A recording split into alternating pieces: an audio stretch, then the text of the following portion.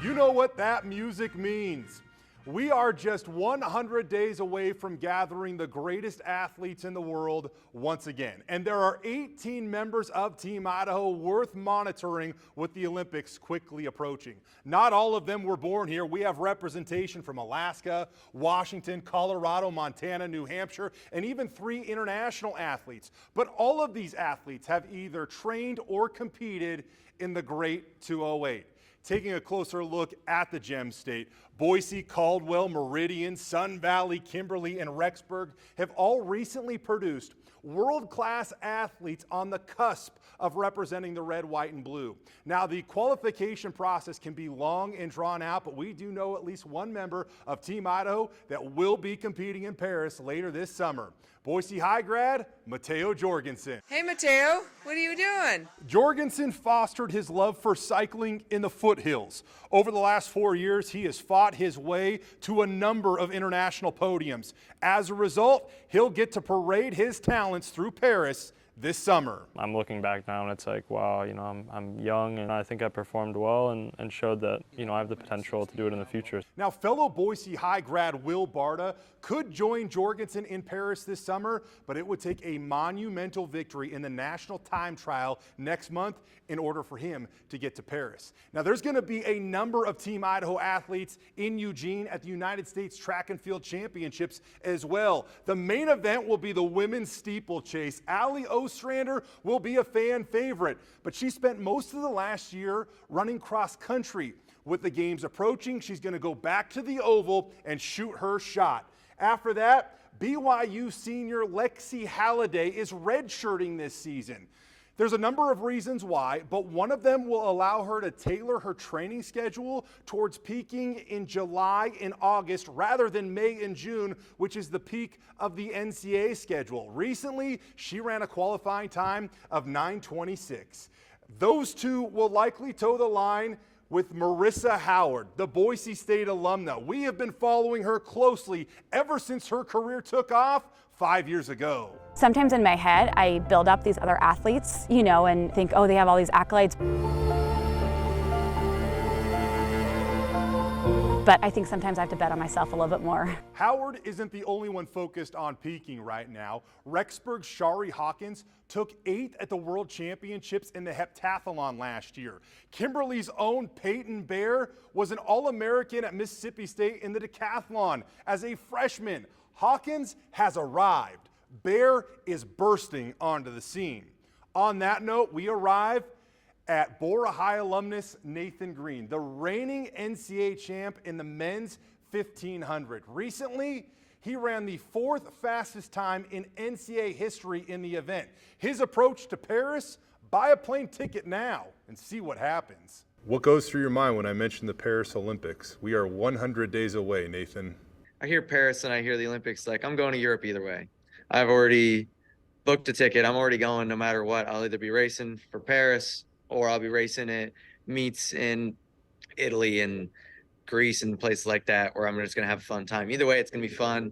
So the way that I see it is I'm just going out there to either race with the U.S. kit or race with the UW kit. And either way, I'm going to have a good time. Nate isn't the only one looking to be great in Eugene. Malia Menegatti, Christy Schofield, and Sadie Henderson are all candidates to fill out the field in the women's 800. Team Idaho will look to excel beyond the track as well. Centennial Sofia Huerta has already made a World Cup and established herself as one of the best players in the history of the National Women's Soccer League. Now she'll look for an Olympic roster spot.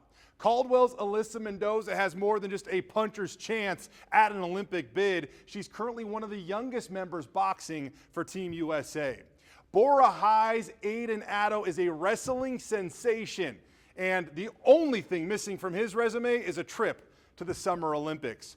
From a trio of potential first-timers to an Olympic medalist, Adrian Lau won silver in the dressage at the 2020 Tokyo Games, and now she'll look to repeat in Paris. Finally, we will also be keeping tabs on a few international athletes. Steeplechaser Lizzie Bird and distance runner Sam Atkin will both run for Great Britain, while Boise State sand volleyball player Amelia Guerra Acuna will attempt to qualify for Mexico. It should all lead to a fun summer for Team Idaho.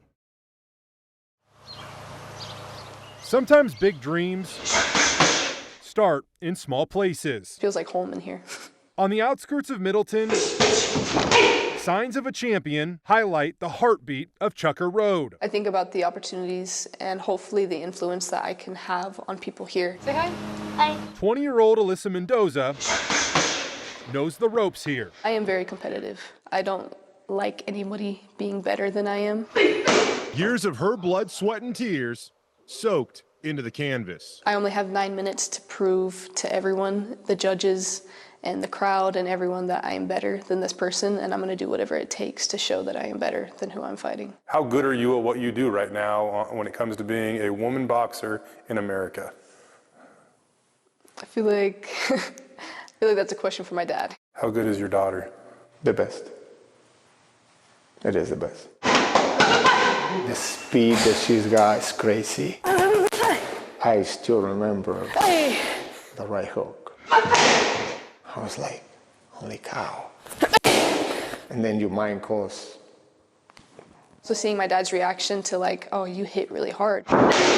Hearing that, I was like, you know what, I do hit really hard. If these walls could talk, they would brag about Alyssa. These walls would also boast about the father of fight, who would help his daughter's dreams take flight. When she was about ready to quit is when you have to explain to her that you literally can be the best in the world. The feeling of winning, looking at the corner at my dad and seeing how proud and excited he was even for me, was probably just the best feeling. Born in Guanajuato, Mexico, I always wanted to be a boxer. J.R. Mendoza was one of 8 siblings. 6 brothers. They all worked on the farm and idolized their father, He was like my Hulk, Jose Mendoza. literally my Superman. He used to love boxing back in the 70s. Shortly after JR's 20th birthday, he moved to America. This is where I came from. Every teenager dream is to come to the United States. He found work in Idaho, fell in love, started his own family, Punches hurt. and passed down his love for boxing to his children. That's when he started like teaching us. Me and my wife started looking for a house with a shop. My dad wanted his own place so that we could just train at home. A ring from a realtor would finally provide it. We actually bought this property so that we could have this. So at what point in time did you fall in love with it? I was pretty young when I got into it, but definitely winning was the thing that I fell in love with. She said that she wanted to compete. She don't wanted to train. A day her dad will never forget. I started asking for combinations, and the way she threw the punches, I was like, it blew me away. I go hit the bags, I'm like, yeah, and like I hear the sound of it, and I just ended up really liking that. With Pops holding her punching bag, Alyssa constantly hit her goals from that moment on. I had always dreamed of being an Olympian. With her sights set on the 2024 Paris Olympics, the qualifying process dealt blow after blow and nearly knocked her out. Alyssa lost in Chile at the Pan American Games, then came up short at a world qualifier in Italy in March. So even though I had some moments where I had lost and I didn't understand why, I still believed that I was meant to go. It left her with one last chance to advance. A very warm welcome once again to Bangkok in Thailand. But it would require a perfect performance at a tournament in Thailand in late May. It was probably the most peaceful I'd ever been. So there in the blue corner is 20-year-old Alicia Mendoza. And I just kind of let go of it. I didn't want to put the pressure on myself. I didn't want to be stressed every day.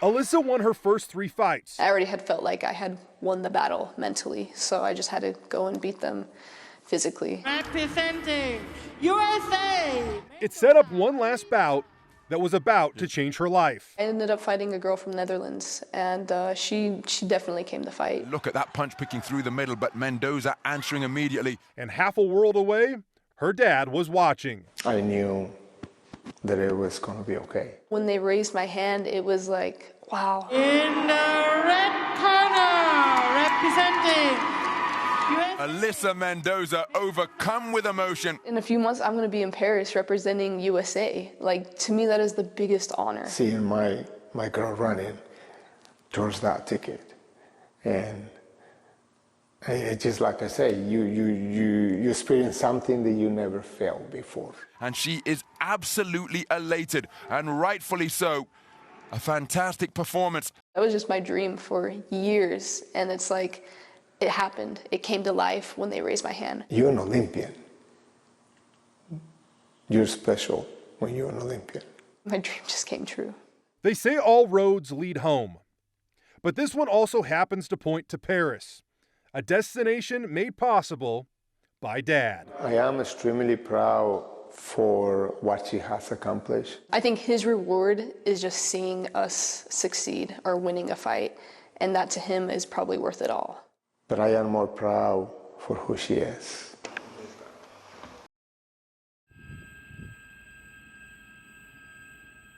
Being around these guys, whether it's 6 in the morning or whatever, during the off season, like I've seen him put in the work. So when it happens on game day, it's not a surprise. That's the beauty of what I get to do.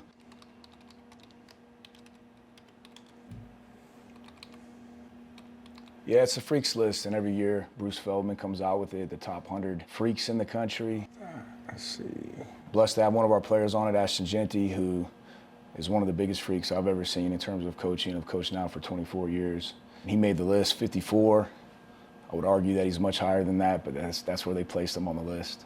Yeah, there it is. Ashton's so humble. Like, I just said, hey man, did you see on the freaks list? He's like, yeah, that's cool. You know, like I would say it's not surprising because of what I see him do all off season, but I still, like, when it happens, you're like, that was cool. His strength to body weight ratio, again, I've coached 24 years at a lot of places. Like, it's the best I've ever seen. Pound for pound, he is the strongest football player I've ever coached. Ashton's about 215 pounds. He can squat 605 easily. Maybe 650 and 700 pounds if I let him put that on his back. So he's got that strength, but on top of that, he's got great, tremendous speed. His max velocity, he's run over 22 miles per hour in games before with full pads on. His ability to put a foot in the ground, change direction, redirect, accelerate, decelerate. If somebody tries to take his knees out, jump over them. Usually somebody has 1 or 2 or 3 of those qualities, but like I don't see a weak spot in his game. NFL scouts come in here almost every single day, and I meet with those guys in this office. And as easy as it is for me to talk about his physical attributes and what kind of freak he is in the weight room, it's even easier to talk about the type of man he is. Like, as good of an athlete and as strong as he is, he's even a better person. You know, humble, hardworking. He's a 10 out of 10 in terms of the type of person he is as well. So like, there's the freaks list, and if there was like great human beings in college football, he'd be on that list as well. Every drill, consistently dominate. How you feeling today? You good? Great. I ain't gonna let you have a bad day anyway. Yeah. I try to get those guys at all times to have a chip on their shoulder. Ain't nothing wrong with that, you know. I want to be the best in the film room. I want to be the best in the weight room. And then obviously when we get out on the field, we want to dominate. Playing against us, we want to be the best nationally. I get to work with Jam Breast Dubar today. Get loose, get loose, get loose. That's what you want to do every year within your room. You want to make sure you create good competition. And so it all starts with Ash. He comes in, he knows he's the leader of this team and the leader of our room. Speed cut, drop your hips, finish under the shoot. We good? All right, ball on the right. And he kind of sets the temperature, you know, of kind of how we're going to play every day. Set, work. And so he knows it kind of runs through him. He has to come in locked in and ready to go every day. And that's what he's done this offseason, is really proven to be a leader. Hit, speed, speed, speed. Hit it. It's just the little things each and every single day. It's realizing what things do you do well, and then what things maybe can you take another step in. And, you know, for me, football IQ, taking care of the body, nutrition, and I think all those things has propelled me this fall camp. It's something we talk about every day. It's relentless effort, and I think everybody's starting to see that in how he practices. He probably is putting more work in than like anyone on the team. Like the amount of times in summer, I saw him bringing the running backs out to the field and working after practice. Us being able to see that is enough for us. Like, he's really just like the definition of a blue-collar athlete. He doesn't care about himself. He wants the team to succeed. He knows scouts are here to see him, and that's awesome, but it's still, you got to come out and you got to operate a certain way every day. It's definitely dope. You know, I'm just thankful that I have a great team, a great group of coaches, and that I've been able to be put in this position. It's a blessing, when you make plays and you do great things on the field, that's what comes with it. But at the same time, I'm just focused on getting better and spending time with my brothers and getting ready for the season. So as a coach, you want guys that you can get to that next level, and so he can carry the ball with the best of them. He can catch the ball at the backfield. He understands protections, and whatever role at the next level is asked of him, I know he'll be able to accomplish whatever he wants to. The only thing I pray for Ash for is health. That's all I pray for him.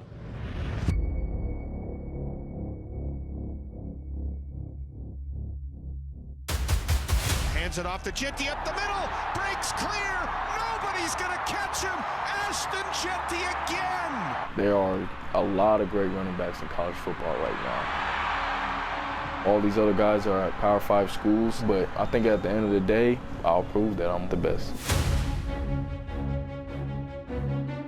One of one, top one, I'd say. Jeanty again, sheds tacklers. Most of these guys, they're good at one thing. Hurdles a man. They're either fast or they're strong.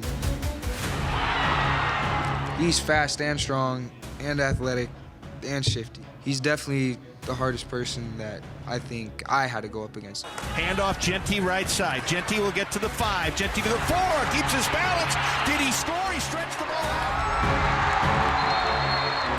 I like his game a lot. He's a really, really great back. I watched his film a couple times. I take from him, he has really great contact balance, like really great contact balance. It's honestly surreal. Yeah, great. That's probably one word I can say about him if I was to put it into one word. He's phenomenal. Green, quick handoff to Jeanty, went right, cut back to the left. He could be running full speed, about to make a move and get hit in the middle of his move, and his shoulders are still parallel. They're still pointing north to south, and he's still getting downhill. High steps into the end zone, and the Broncos take the lead. For being back at his size, too, he has some great feet on him as well. One of the quickest persons I've ever seen touch the rock. He has a great feel of playing that running back position. Into the clear, to the 40, to the 50, to the 40, hurdles a man, to the 30, to the 20, to the 10, 5, touchdown, Ashton Jeanty. I've got the highest amount of respect for a player as I could have for him. The ball in his hands out in open space, his vision, ability to break tackles, make people miss. I think he's one of the elite backs in college football. Go to the run, Jeanty untouched to midfield. Tacklers trying to knock him down, they can't. He spins, and another huge run for Jeanty. We had a problem defending him and tackling him last year. It's hard to stop a player with that mentality who is going to bring it every game. He's one of the best backs in college football for sure. Hand off Jeanty, left side, untouched into the end zone. I don't do this just to be any other player. I do feel I'm the best,